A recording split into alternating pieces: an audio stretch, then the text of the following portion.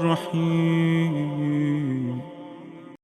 الله لا حول ولا قوة إلا بالله العلي العظيم.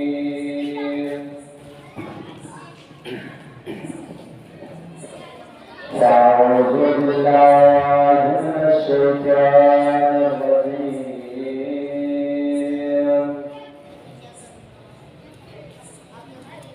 بسم الله الرحمن الرحيم. الحمد لله الذي لا يبلغ مدحه القائلون ولا يحصي نعمه العاقلون ولا يؤدي حقه المقتدرون الذي ليس لصفته حد محدود ولا نعت موجود ولا أجل ممدود فجر الخلائق بقدرته ونشر الرياح برحمته وصلى الله على سيدنا مولانا ومولى الكونين جد الحسن والحسين أبناء القاسم محمد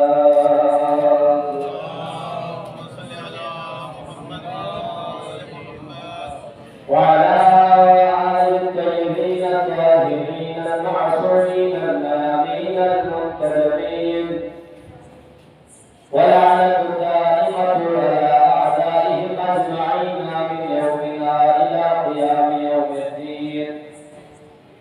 أما بعد فقد قال الله تبارك وتعالى في محكم كتابه الحميد وقرآنه المجيد وهو أصدق الصادقين وقوله الحق في شأن أهل بيته.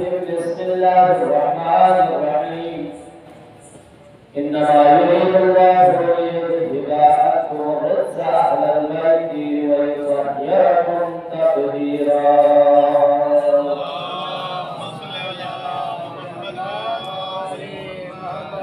ثم قال سبحانه وتعالى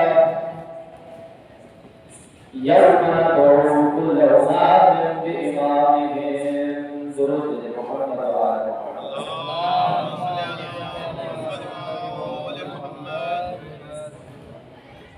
सिलसिला अशरा मुहर्रम की पहली मजलिस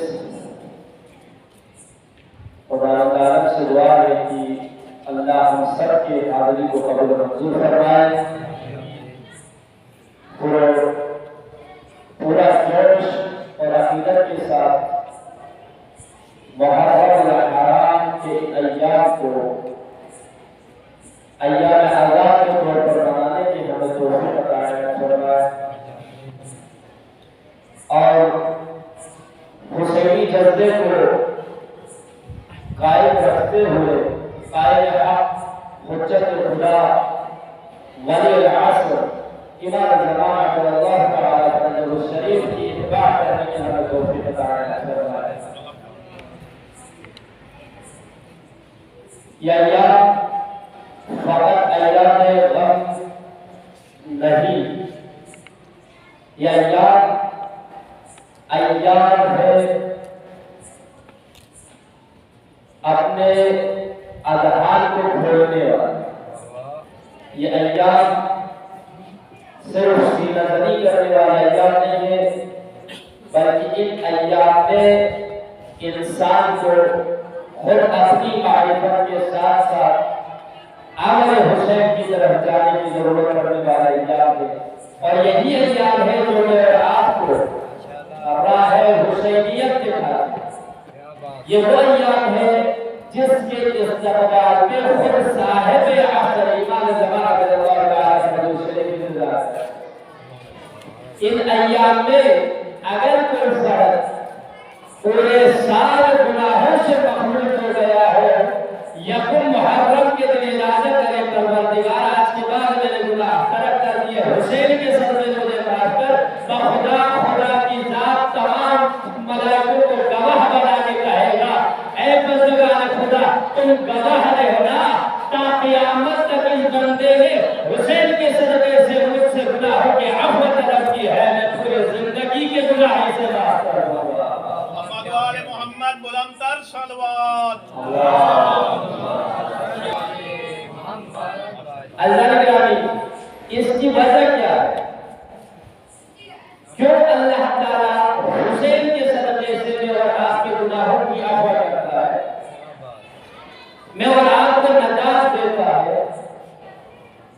मैं और आपके मुर्दा ज़मीरों को झंझोड़ के जिंदगी के हयात नौ का वो नवाला अता करता है। तो इसकी वजह क्या है?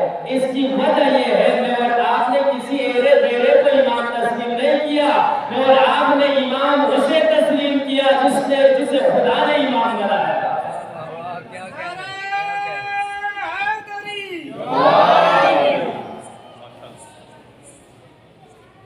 हर कसो नाकस को इमाम मानना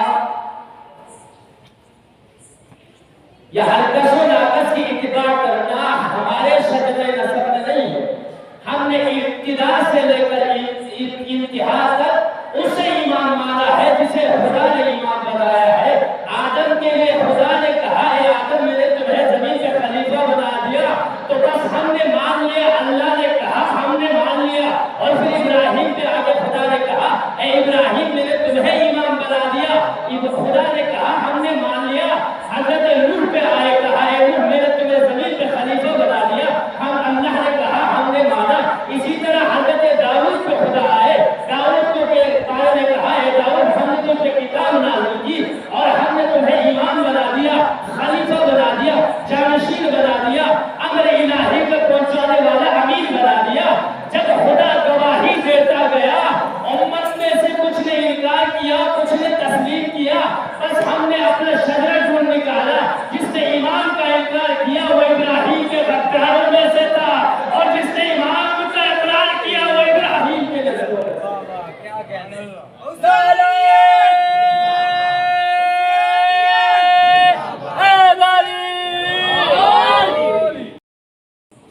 पहला इमाम कौन होगा? किताब, किताबी इमाम है हुदल लिल मुत्तकीन, इमामुल मुबीन, हादा इमाम मुबीन। ये किताब इमाम मुबीन है, हिदायत करने वाला इमाम है। तवज्जो है ना? इमाम कौन है? या तो किताब की शक्ल में इमाम है या किसी फर्द की सूरत में इमाम। और फिर एक और बात बता दूं, अल्लाह फरमाता है इमाम दो किस्म के, एक इमाम गुमराह करने वाला है, दूसरा हिदायत करने वाला है। कुरान से आयत आपके समातों का नजर करो, खुदा कुरान में इरशाद फरमाता है वजअलनाहुम अइम्मतन यदऊना, और हमने उन्हें इमाम बना दिया, पेशवा बना दिया, जो हमारे रास्ते का इंतखाब कराने पर लोगों को मामूल कर दिए गए। यानी हमने उसे इमाम बना दिया जो हमारी तरफ गामजन करते हैं लोगों को। फिर खुदा फरमाता है वजअलना अइम्मतन यदऊना इलन-नार, और हमने उनको भी पेशवा बना दिया जो लोगों को जहन्नुम की तरफ लेके जाते हैं। बस तस्लीम करना पड़ेगा, अल्लाह ने दो इमाम बनाया है, एक हिदायत करके जन्नत की तरफ लेके जाने वाला, दूसरा इमाम बनाया है जो हिदायत करके जहन्नुम की तरफ लेके जाना। बस हमने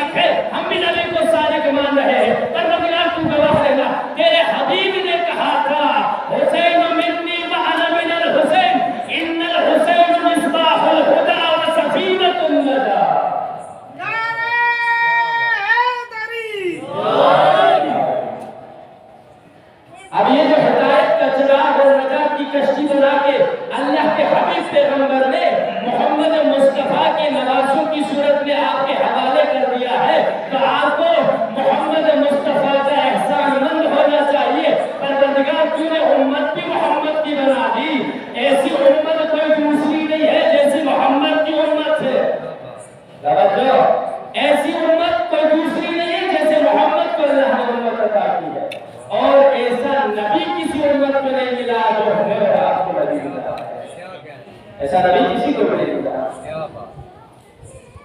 इमाम हसन मुस्तफा अलैहिस्सलातु वस्सलाम, इमाम हुसैन मजलूम करबला, ये दो शख्सियतें ऐसी हैं जिनको अल्लाह ताला ने जन्नत के नौजवानों के सरदार करा। तवज्जो चाहोगे? अहले जन्नत के सरदार नौजवानों ने अहले जन्नत। हमारे मुफस्सिरीन, हमारे ज़ाकिरीन, हमारे खुतबा तर्जुमा करते हैं, कहते हैं कि भाई यहाँ अहले जन्नत के सरदार कौन है? हसन और हुसैन है। जन्नत में हसन और हुसैन सरदार होंगे। मैं कहता हूँ गलत तर्जुमा न करे। तर्जुमा ये नहीं है बच्चा पेपर देने के बाद अहल होता है आर्मी में जाने का,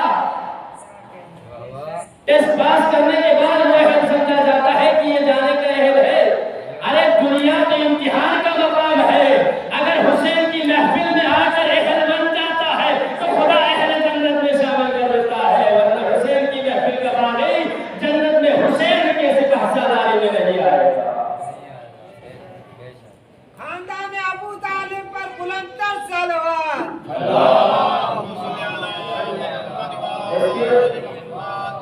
इसकी एक वजह क्या है? अहले बैत अतहार अलैहिस्सलातु वस्सलाम, अव्वलुना मुहम्मदुन, आखिरुना मुहम्मदुन, व आखिरुना मुहम्मदुन, व कुल्लुना मुहम्मद।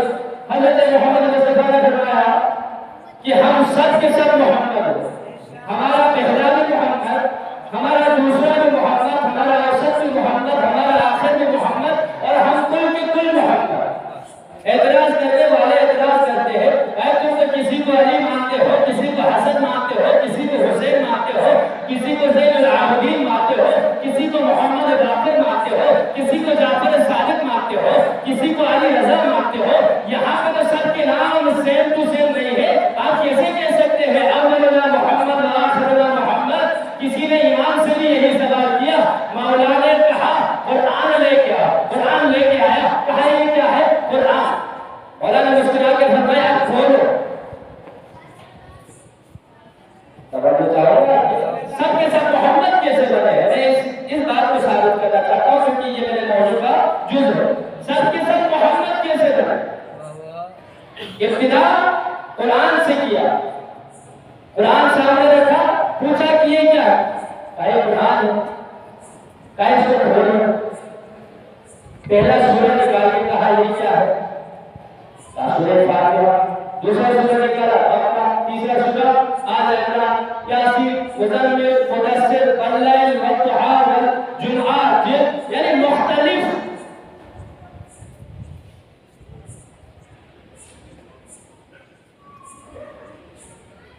किसी सूरह का नाम तोहा, किसी का मुज़म्मिल, मुदस्सिर, यासीन, फुरकान, हामीम, सजदा, क़ुल अऊज़ु बिरब्बिन नास, क़ुल अऊज़ु बिरब्बिल फलaq, क़ुल या अय्युहल काफ़िरून, क़ुल हुवल्लाहु अहद, सूरह कौसर। बस रसूल ने कौसर तक पहुंचा दिया। कहा मैंने मुझे कुरान को बंद करके बताओ अब क्या बना? वो कहने लगा आप भी कुरान है। बस साहिबों जाफर सादिक फरमाने लगे हम अहले बैत की मिसाल भी ऐसी है, बंद कर दो तो मोहम्मद बन जाते हैं, खोल दो तो कोई हसन बन जाता है, कोई हुसैन। खानदान अबू तालिब पर बुलंदतर सलवात। आज मौजू समझाने की कोशिश कर रहा हूँ, कल इंशाअल्लाह पूरे मौजू पे बात करूंगा ताकि आपकी मेहनत कारगर रहे। फकत आज मौजू समझाने की कोशिश कर रहा हूँ ताकि कल का मौजू आपके तहत में रहे। ये जो इमामत है जिसके बिना पर हमारा दीन, हमारा शरीयत, हमारा ईमान है, ये इमामत हमने लिया कहाँ से? भाई हमने लिया कहीं से नहीं है, जिसने दिया है हमने लिया है। इमामत उसने दिया, हमने लिया। उसने मोहम्मद को दिया, मोहम्मद ने उम्मत को दिया, उम्मत ने जाते जाते हम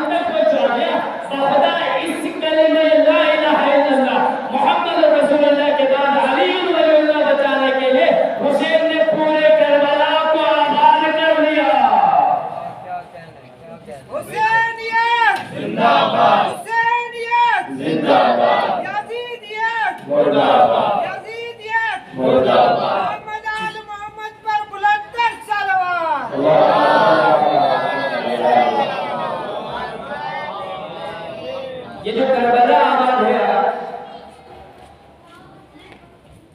आपको यूं लगता होगा कि करबला फकत हुसैन का खून। मैं तारीखी औरात को खोल दूं अगर, तो हर नबी मुकर्रम, हर नबी मुअज़्ज़म का खून करबला में शामिल है, क्योंकि वो नबी तभी बने जब करबला का इम्तिहान पास किया। इब्राहिम नबी तब बने जब करबला का इम्तिहान पास किया। हजरत नूह की कश्ती तब पार लगी जब करबला गए। हजरत आदम का तौबा कहाँ कबूल हुआ? ये तमाम चीजें जब सरजमीन करबला में वारिद हुए हैं, इसीलिए 10 मुहर्रम के दिन को 3 तवारीख के मुताबिक माना जाता है कि हजरत नूह की कश्ती को नजात, दूसरा हजरत आदम की तौबा, तीसरा उम्मत मोहम्मद मुस्तफा को नजात। उम्मत मोहम्मद को आदम ने अपनी उम्मत को नजात दिलाई, नूह ने अपनी उम्मत को नजात दिलाई, और हुसैन ने उम्मत मोहम्मद मुस्तफा को ऐसी नजात दी कि ताहयात हुसैन का एहसान हो रहा है। खानदान अबू तालिब पर बुलंदतर सलवात।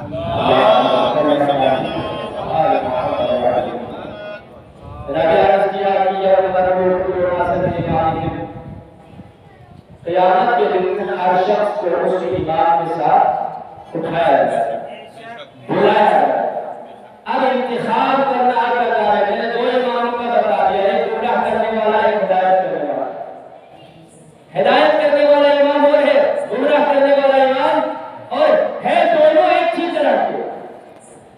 इसीलिए अल्लाह ने, अगर अल्लाह चाहता तो फिरौन को खत्म न करता।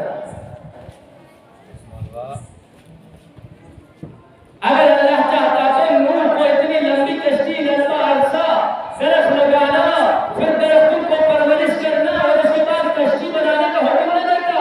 कौन कहता फैकुन हो जाता। बेशक बेशक। क्या जरूरत थी इतना लंबा? भाई इमामत समझाना था। इमामत ऐसे नहीं मिलती। इमामत नूह की तरह मेहनत करनी पड़ती है। छोटे से दरख्त को बो, फिर वो बड़ा हो जाए, और बड़ा हो खजूर का दरख्त। आपने नोट किया है, सबसे कम वो अपनी कद को बढ़ा देता है। हर तमाम दरख्तों में सबसे कम कौन सा दरख्त बढ़ाता है? खजूर का दरख्त सबसे कम दरख्त। हजरत आदम को हो, हजरत नूह को हो, नो कोई दूसरा दरख्त नहीं बोला, फकत खजूर का दरख्त हो, क्योंकि अल्लाह ये साबित कराना चाहता था कि नूह इमाम ऐसे नहीं बनेगा। इमाम बनने के लिए फिर पहले खजूर के दरख्त की परवरिश करनी पड़ेगी, फिर 900 साल लगाकर तुम्हें कश्ती बनानी पड़ेगी। जब कश्ती बनाकर तुम तैयार कर दोगे तो मैं बारिश बरसाऊंगा। अरे बारिश बरसाने के बाद तुम अपने मानने वालों को बचा लेना।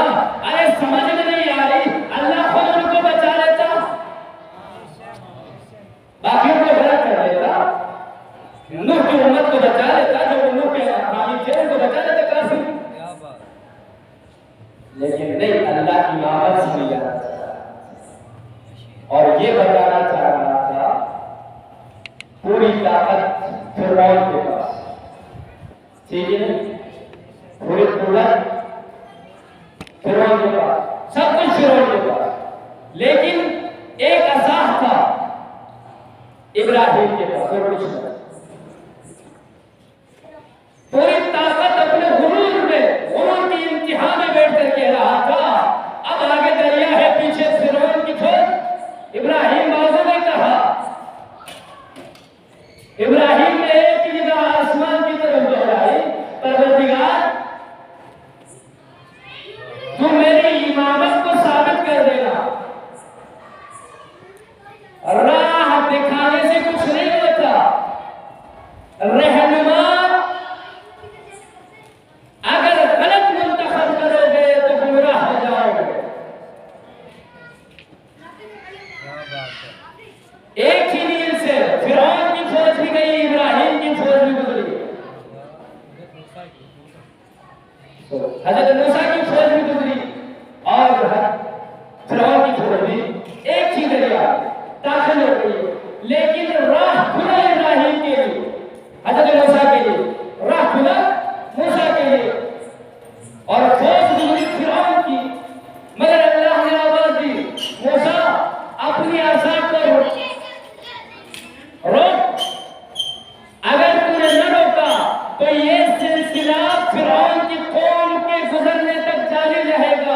क्योंकि ये इमामत का डंडा था।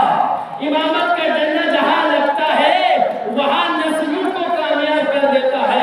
इसीलिए पैगंबर इस्लाम ने हमारे लिए कड़ी दी है। पहला इमाम अली से लेकर 12वें इमाम महदी तक हमारे लिए रहनुमा बना के मोहम्मद मुस्तफा ने दे दिया, और पहले इमाम से लेकर तीसरे इमाम तक को हमारे लिए नजात की कश्ती बना दिया, ताकि हम उनकी इत्तबा करके अपने इमाम वक्त के तरफ गामजन हो सके। और यूं कहूं कि राह नहीं बताता, रहनुमा कौन बताता है? राह नहीं बताता, रहनुमा बताता है। राह तो दोनों के लिए था, मूसा और फिरौन दोनों के लिए राह एक था, मगर बताया इब्राहिम ने, तबाह किया फिरौन ने। ये समझ लीजिएगा कि कौम नूह, कौम इब्राहिम, कौम मूसा, कौम ईसा, ये तमाम चीजें आपके सामने है। अब इमामत के मौजूद को समझने के लिए आपके पास आसान हो गया, कल के मौजूद में आसानी समझा दूंगा कि इमामत होता क्या है। इंशाअल्लाह पूरा आशरा मेरी कोशिश यही रहेगी कि इमामत को समझाओ, क्योंकि अगर इमाम न समझे तो ये रसूल खुदा का फरमान है, मन मात वलम युरिफ इमाम ज़मानी नमा कबीत तजाहिलियत, जो शख्स अपने वक्त के इमाम को न पहचाने ऐसा है गोया वो जहालत के मौत पर है। क्योंकि इमाम को करबला में होने की अच्छा आज ये मुहर्रम हराम की चांद ये गवाही है उम्मत रसूल ने इमाम को नहीं। इमाम दो थे, एक बातिल इमाम, एक हक का इमाम, एक फितनाबाज इमाम, एक सुलह पसंद इमाम, एक फहाश इमाम, एक ईमान कामिल का बेटा, एक बेदीन, एक गीला। दो इमाम थे, मगर मैं यूं कहूंगा वाला दो में छूट बना, एक से हुसैनी बन जाते हैं, दूसरे से यजीदी बन जाते हैं। अब आपने इंतखाब करना है कि हुसैन की फैक्ट्री में काम करके तनख्वाह लेनी है या फिर यजीद की फैक्ट्री में काम करके तनख्वाह वसूलना है। ये आपका इंतखाब है, ये आपकी मर्जी है कि जिसको इंतखाब करना चाहते हो आप कर लीजिएगा। बस जरा करबला की तरफ चलो। ये करबला क्या है? रसूल अकरम हज़रत मोहम्मद मुस्तफा की जिंदगी में एक खबर आई जब हुसैन की पैदाइश, मौला हुसैन जब इस दुनिया में तशरीफ लाए, पहली खबर खुशनुदी की आई कि मोहम्मद अल्लाह कह रहा है कि तेरे हुसैन को बड़ा मकाम मर्तबा अता करूं। रसूल का जिगर पारा हो गया, खुशी, बड़ा खुश हो कि मेरे हुसैन को खुदा मकाम मर्तबा अता करेगा। कुछ देर गुजर गई, 3 दिन तक खुशखबरी और मुबारकबादी का सिलसिला जारी रहा। आसमान से मलाइके जमीन की तरफ नाज़िल हो रहे और या मोहम्मद आपको मुबारक हो, आपको मुबारक बेटा पैदा हो गया, इस दुनिया में आया है। मुबारकबादी का सिलसिला जारी, अर्श से लेकर फर्श तक मोहम्मद मोहम्मद की आवाज। तीसरे दिन जब जिब्राइल अमीन नाज़िल हुआ, जिब्राइल की आंखों में आंसू हो गए।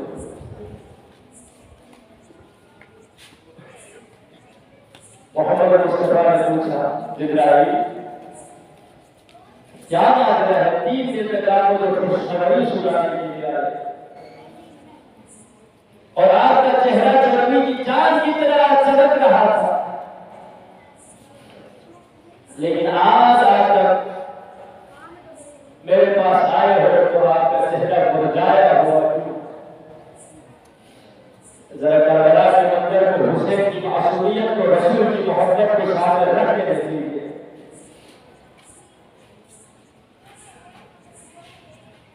जिब्राइल अमीन की आंखों में आंसू आए, अर्ज किया, या नबी अल्लाह, खुदा आप पर दुरूद भेजता है, आपके आल पर दुरूद भेजता है।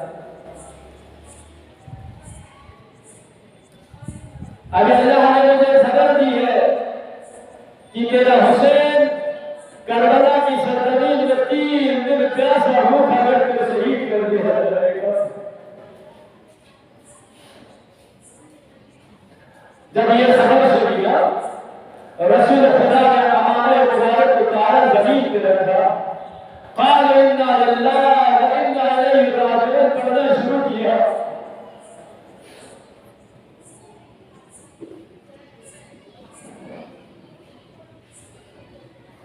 कुछ देर गुजरी थी, जनाब ज़हरा वाले महफिल हो गई।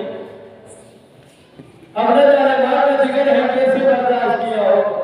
3 दिन तक रसूल बड़े खुश खुरम। चौथे दिन जब हुजूर की खिदमत में जनाब ज़हरा गई, सवाल किया, या रसूल अल्लाह आपके आंखों अश्क मुबारक क्यों जारी हो रहे? तो जनाब रसूल खुदा रोकर फरमाने लगे, ज़हरा तुम बर्दाश्त नहीं कर सकोगी। हुजूर ने मुझे, जिब्राइल अमीन ने मुझे ऐसी एक खबर दी है कि तू बर्दाश्त नहीं कर सकोगी। जनाब रसूलुल्लाह सल्लल्लाहु अलैहि वसल्लम ने इरशाद फरमाया, पापा आप मुझे बता दीजिए, मैं आपकी बेटी हूँ, मैं आपकी तरफ सबर की मालिका हूँ, आप मुझे बता दीजिए खबर क्या है। जनाब रसूल खुदा सल्लल्लाहु अलैहि वसल्लम ने हुसैन को गोद में उठाया, आसमान की तरफ बुलंद करके कहा, परवरदिगार तू गवाह रहना, मेरा हुसैन करबला की सरजमीन में 3 दिन का भूखा प्यासा मार दिया जाएगा। जब ज़हरा ने खबर सुनी, ज़हरा ने हुसैन को हाथ में लिया, आसमान की तरफ हाथ बुलंद किए, रोकर फरमाने लगी, बाबा मेरे हुसैन को कौन मारेगा? उस वक्त मेरे हुसैन के साथ हसन होगा, अब्बास जैसे बादशाह होंगे, असहाब पैगंबर होंगे, सारे मुसलमान होंगे, मेरे हुसैन को कौन मारेगा? रसूल बताने लगे, बेटी कोई ढेर नहीं मारेगा, मेरा कलमा पढ़ने वाले ही तेरे बेटे को मार डालेंगे। मेरा कलमा नहीं पढ़ेंगे, तेरे बेटे को भी कत्ल करेंगे, नमाज नहीं पढ़ेंगे, तेरे बेटे को भी कत्ल करेंगे। आखिरी बार रसूल खुदा सल्लल्लाहु अलैहि वसल्लम ने ज़हरा ने पूछा, बाबा जब मेरे हुसैन मारा जाएगा आप होंगे? रसूल फरमाने लगे, बेटा मैं नहीं होऊंगा, मेरे अली होंगे, ज़हरा के जवाब अली होंगे। दूसरा सवाल किया, मेरा हसन होगा? नहीं होगा, हसन शहीद कर दिए जाएंगे। तीसरा सवाल, मोहम्मद मुस्तफा की रूह लर्जा दिया, ज़हरा ने सवाल किया, बाबा मुझे बताओ, मेरा हुसैन जब मार दिया जाएगा तो मैं ज़हरा हुसैन को संभालने वाली हूँ।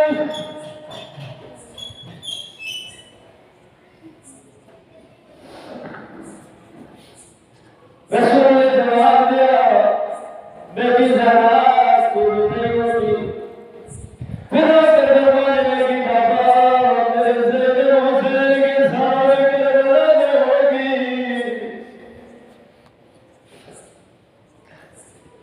रसूल ने फरमाने लगे, ज़हरा तेरी ज़ैनब करबला में हुसैन के साथ होगी, मगर तेरी ज़ैनब हुसैन को हुस्न कफन नहीं दे पाएगी, मगर तेरी ज़ैनब हुसैन पर रो नहीं पाएगी। पूछा, बाबा क्यों? जवाब मिला, ज़ैनब ज़हरा सबसे ज्यादा जुल्म तेरे बेटी ज़ैनब पर होगा। पहला जुल्म तेरे ज़ैनब के सामने तेरे हुसैन को ज़िंदा कर दिया जाएगा।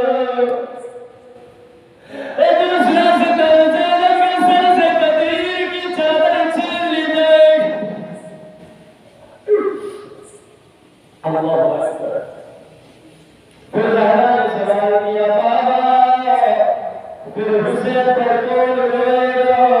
रोने वाले अज़ादारों, आपको ये रोना ऐसे नसीब नहीं हुआ।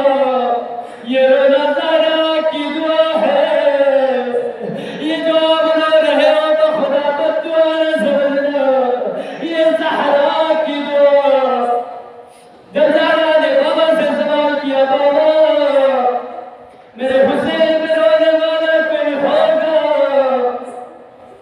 रसूल रोकर फरमाने लगी, बेटा गम न कर, खुदा एक ऐसी कौम को पैदा करेगा जो उसका बूढ़ा तेरे बूढ़े हुसैन पे रोएगा, उसका जवान तेरे जवान अली अकबर पे रोएगा, उसका बच्चा तेरे अली असगर।